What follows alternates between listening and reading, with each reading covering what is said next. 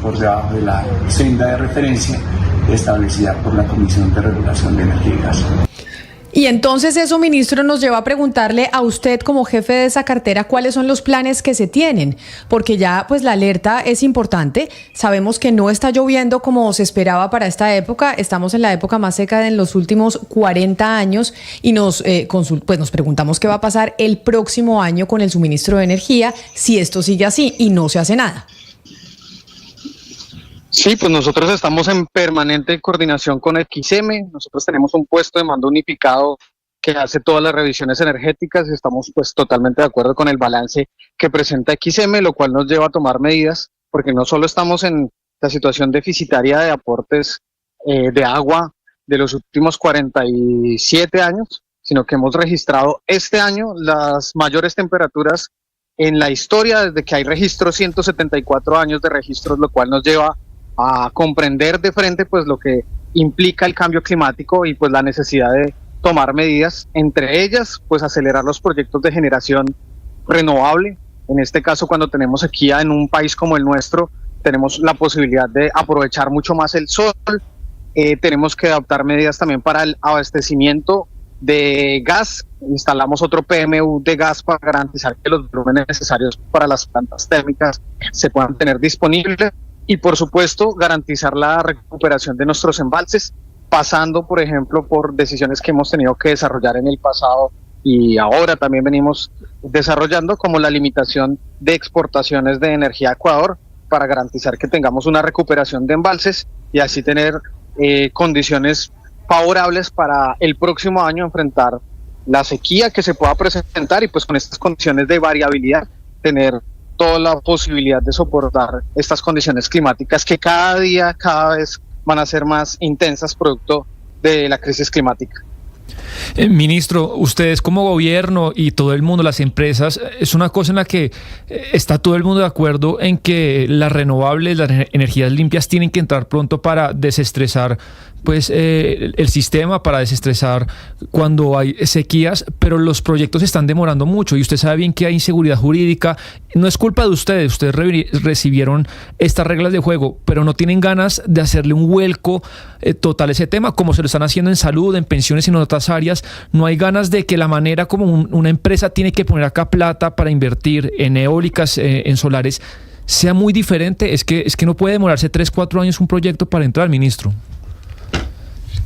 Sí, el mayor problema que se ha tenido son los habilitantes sociales, una manera en la que se desarrollaron los proyectos que chocó con los territorios, que chocó con las comunidades y por eso pues nosotros nos hemos propuesto que sea una transición justa.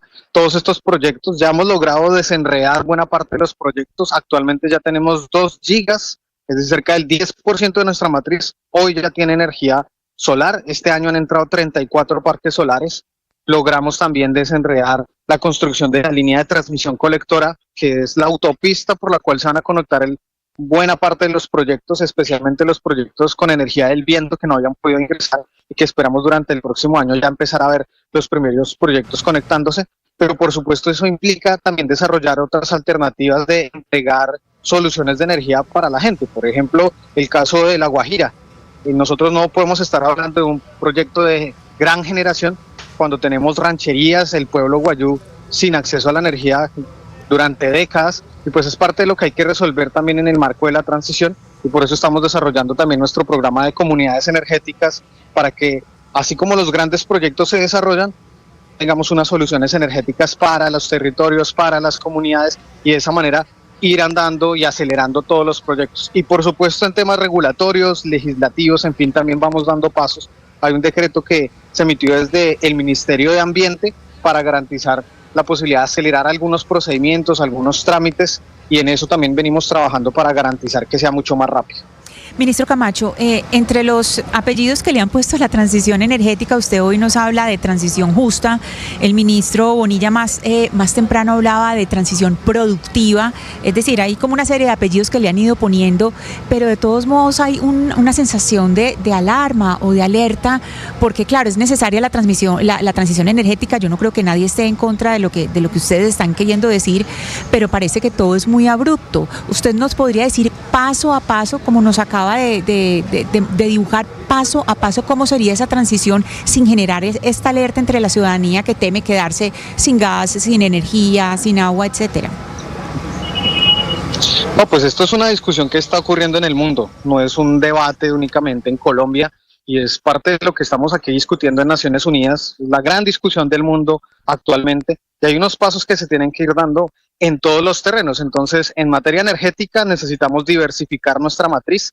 Nosotros venimos de una dependencia únicamente de plantas térmicas y plantas hidráulicas dependientes del agua. Cuando hay sequía, pues tenemos estas situaciones que nos llevan a tener vulnerabilidades, y ahí la gran tarea es involucrar energías renovables, sol, viento, y garantizar que sea una mayor participación. Entre tanto, pues los otros energéticos van a tener una participación, los hidrocarburos tendrán una participación, y en ese proceso tendremos que ir haciendo un tránsito progresivo, planeado, en el tiempo, que nos permita ir modificando no solo la oferta de energía, sino también nos permita ir modificando la demanda de energía. Y en la demanda de energía entonces hay varios asuntos que resolver. Por ejemplo, el transporte, tenemos que ir pasando de los combustibles fósiles, del uso de gasolina, de diésel, de estos combustibles, a una mayor participación, por ejemplo, de la movilidad eléctrica. Estamos en todo el plan de recuperar toda nuestra infraestructura de trenes en el país, que va a ser muy importante, y estamos trabajando también con el Ministerio de Transporte en unas alternativas de sustitución del transporte de carga. En la industria también tenemos que pasos algunas tecnologías que nos permitan construir soluciones energéticas sostenibles para la industria, nuevas maneras de producción, por ejemplo, en plantas de calentamiento, procesos térmicos, en fin. Y en temas económicos, pues estamos en todo el proceso de diversificar también nuestra matriz de exportaciones y de fuentes de eso para el país. Ahí tenemos el gran jalonador, que y es la participación de la agricultura, como la producción de alimentos ayuda a que la matriz exportadora y la matriz productiva vaya cambiando, así como el turismo y otras fuentes de financiación para el Estado. Ministro Camacho, le quiero preguntar por las tarifas de energía de la región Caribe. Bueno, la empresa Aire fue intervenida, hay un agente interventor, el ingeniero Carlos Diago. Se están tomando muchas medidas, el anuncio siempre es constante, que van a bajar las tarifas nunca bajan, inclusive el doctor Diago acaba de decirnos a nosotros también acá en Barranquilla que no tenemos cómo entregar unas tarifas de energía más pagables. Ese es el mensaje que recibimos quienes pagamos nosotros las tarifas de energía más caras del país. ¿Qué decirle a los habitantes de la región Caribe, concretamente a los habitantes de Barranquilla, sobre este tema, ministro? Porque realmente el escenario no sigue siendo muy complejo. Sí, lo primero que ya se ha anunciado y la decisión que tomamos luego de la intervención fue el desmonte de la opción tarifaria, suspender el cobro de la opción tarifaria, que la empresa, cuando estaba en su poder de la empresa privada, llevó a un cobro en un año, y eso incrementó hasta un 30% el cobro de las tarifas. Esto va a significar que tengamos unos alivios, pero por supuesto hay que ir dando pasos en otra dirección.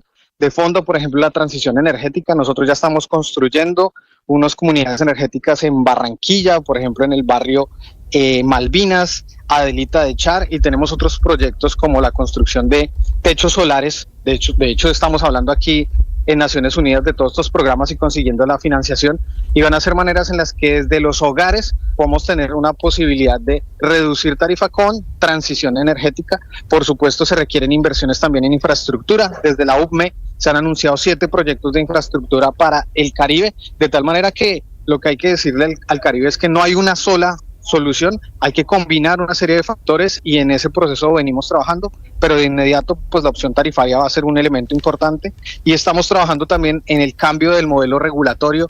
Cada vez que damos un paso pues hemos tenido dificultades, nos demandan los nombramientos de la CREC, pero estamos ya ahí avanzando en la modificación del marco tarifario, especialmente para el Caribe.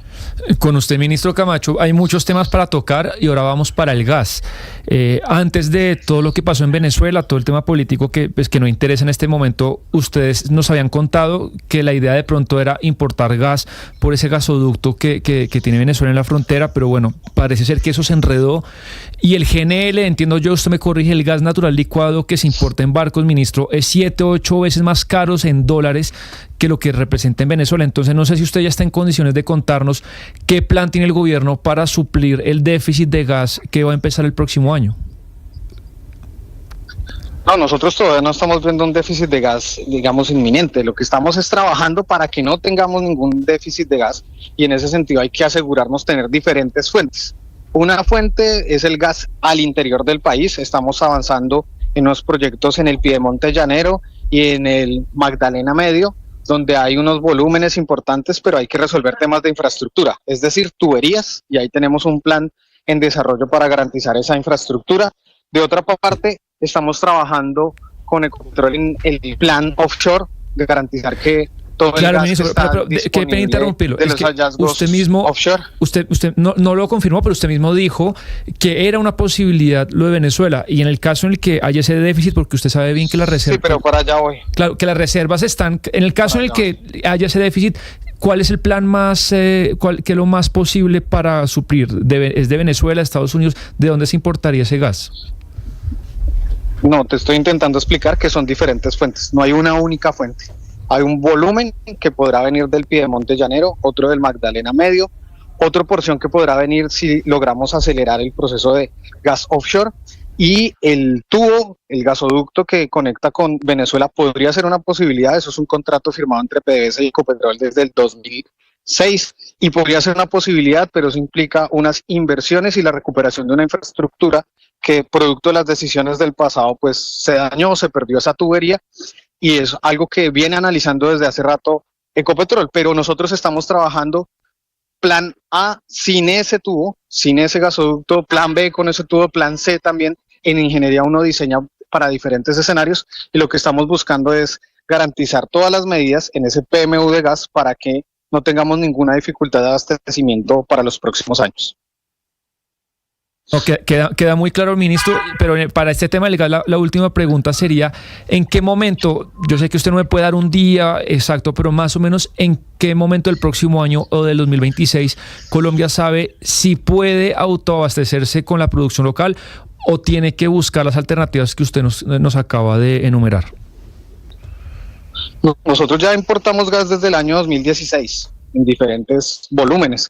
Entonces, eso depende de muchos factores. Por ejemplo, lo que tú mencionabas hace un rato, el costo del gas en el mercado internacional. Entonces, en un momento puede que el gas a nivel internacional, que tiene que ver con toda la situación política internacional de la cual ustedes estaban hablando, la guerra en Ucrania, en fin, puede que tenga en algún momento determinado un precio menor, que sea competitivo y es más fácil importarlo, o puede que nuestro gas al interior tenga mejores condiciones. Entonces son diferentes variables, pero el objetivo siempre es mantener el abastecimiento y tener esas posibilidades siempre disponibles para garantizar que tengamos el abastecimiento cubierto. Ministro, usted ya mencionó a Ecopetrol, considerada en el pasado la joya de la corona en Colombia. Esta empresa, según JP Morgan, no es tan atractiva ya para los inversionistas. ¿Cuál es la respuesta que usted le da a quienes aseguran que esto es consecuencia de malas políticas de este gobierno, entre otras políticas y decisiones, la que tiene que ver con la de no firmar nuevos contratos de explotación en el país? Solo que señalar dos cosas. La primera es que en energía el planeamiento es de tiempo largo, es decir, muchas de las cosas que estamos viviendo hoy son decisiones que se tuvieron que tomar hace 10 años, 7 años, 8 años. Entonces, eso no es un manejo inmediato, son medidas que son de largo aliento. Y en segundo lugar, precisamente en el marco de esta reunión en Naciones Unidas venimos hablando del riesgo financiero, porque parte de lo que se está necesitando hacer en el mundo es tomar medidas para la transición energética, y una empresa como Ecopetrol viene dando pasos firmes hacia la transición energética y debería tener en ese sentido unas condiciones de análisis del riesgo distintas a las que tienen otras empresas que siguen con el negocio y la inercia típica de los hidrocarburos cuando pues estamos dando pasos hacia la transición energética. Así que hay unos grandes debates que tienen que ver con estas calificaciones del riesgo financiero, incluso para los propios países que tienen la gran tarea de desarrollar transición, mientras, por ejemplo, un país como el nuestro tiene una enorme deuda con el Fondo Monetario Internacional. Claro, ministro, pero esas son las calificaciones que tenemos hoy en día y que son las existentes y son las reglas de juego con las que nos movemos. Entonces, eso hace, entre otras cosas, que la acción pues baje para muchos de los que pues están invertidos ahí en Ecopetrol, y principalmente para el Estado colombiano, que pierde ingresos por cuenta de la bajada del precio de la acción. Entonces, mientras se dan esas discusiones sobre cómo se deben calificar las empresas, aquellas que están yéndose a transición energética, pero que antes eran petroleras, mientras que eso que usted plantea desde el gobierno nacional se vuelve una realidad, ¿cómo manejamos que estas calificaciones son las que hoy están importando y que nos afectan económicamente el bolsillo de los colombianos, porque Ecopetrol es el que más ingresos le produce a la nación para todas las inversiones que necesita hacer? Claro, por supuesto, y ahí lo que implica es que las decisiones empresariales de Ecopetrol tienen que desarrollarse en el sentido de mejorar los ingresos, de tomar las decisiones en el terreno de lo productivo, de los negocios que está haciendo, y es parte de lo que la empresa, su junta directiva, el presidente, estoy seguro, pues ya está definiendo y adoptando. Pero ustedes asumen algún tipo de reflexión y hacen algún tipo de reflexión y asumen responsabilidad de esto, de que tal vez no se ha dado el manejo de la mejor manera por parte del gobierno actual de la empresa más importante del país. O sea, ¿hay algún acto de contrición o simplemente hay una acusación hacia que no se está haciendo la calificación como se debería? No, es que esta calificación no tiene que ver con la decisión de firmar contratos o no, entonces es un argumento que no tiene lugar. No, claro, pero más allá de firmar contratos o no, hay una realidad y hay un anuncio que hace un banco y que ese banco le dice a sus inversionistas, pues no debería comprar en Ecopetrol porque acá hay una serie de cosas que están sucediendo con esa empresa que nos da a nosotros a pensar que no se está manejando de la mejor manera. Entonces, ahí es la pregunta es, ¿existe algún acto de contrición por parte del gobierno nacional de cómo se está manejando Ecopetrol o no? O simplemente la respuesta es, es que tenemos que mirar cómo se hacen esas calificaciones porque resulta que ellos están mirando, calificando a todas las empresas petroleras de la misma manera y nosotros estamos haciendo una transición energética y Ecopetrol va a ser parte de esa transición energética y va a tenerse que tener en cuenta. Por supuesto que la respuesta contundente la tiene el presidente de Ecopetrol. Mal haría yo en responder esa pregunta cuando es responsabilidad del presidente de la empresa. En mi rol desde la política pública es la reflexión que hacemos en torno a lo que está ocurriendo con estas empresas en el marco de la transición energética. El resto ya son decisiones y medidas que tiene que adoptar la empresa y seguramente el presidente tendrá mejores condiciones, argumentos, explicaciones sobre el asunto. Ministro, un poco lo que nos motivó a llamarlo es esa advertencia de XM y supongo que pues ustedes contemplan todo tipo de escenarios para el próximo año, pero le quiero plantear pues el peor de los escenarios y es que llueva muy poco en lo que queda del año. En teoría iba a llover mucho en estos meses, pero vea, eso uno mira el cielo y cada día es más caluroso. Digamos que no llueve en lo que queda del año o llueve muy poco. ¿Sí puede haber una situación de estrés y de racionamiento para el semestre del próximo año? ¿Usted lo contempla? Nosotros venimos trabajando con esta situación de estrés todo el año. Como les digo, este es el año más caluroso en la historia desde que hay registros. Sí, es cierto. Y todos nuestros sistemas han estado en esta situación de estrés. De hecho, si ustedes ven nuestro vecindario, hemos tenido situaciones de desabastecimiento, racionamiento en Ecuador, incluso hubo situaciones en Chile, Venezuela, en fin. Y nosotros, pues afortunadamente hemos logrado superar estas contingencias y por supuesto que nos estamos preparando para las peores condiciones. Y en ese sentido estamos desarrollando todo el plan de abastecimiento, de mantenimiento del parque térmico, que es quien puede de primera medida abastecernos de la energía necesaria en el caso de que las condiciones de aportes hídricos se mantengan como van. Entonces estamos preparando todo el parque térmico para poder avanzar y estamos también preparando las campañas también de ahorro de energía, de uso eficiente de energía, y armando también todo el marco para garantizar que los proyectos que vienen puedan acelerar y puedan entrar en el transcurso del siguiente semestre, los que estén más cerca de hacerlo, y así garantizar que tengamos más energía disponible en el primer semestre del próximo año.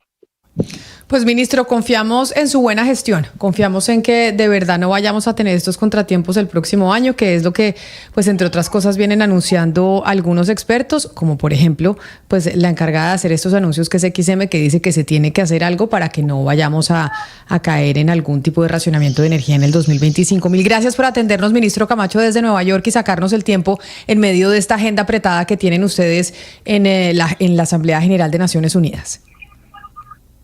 Muchísimas gracias a ustedes y bueno, un saludo. Un saludo especial y hablando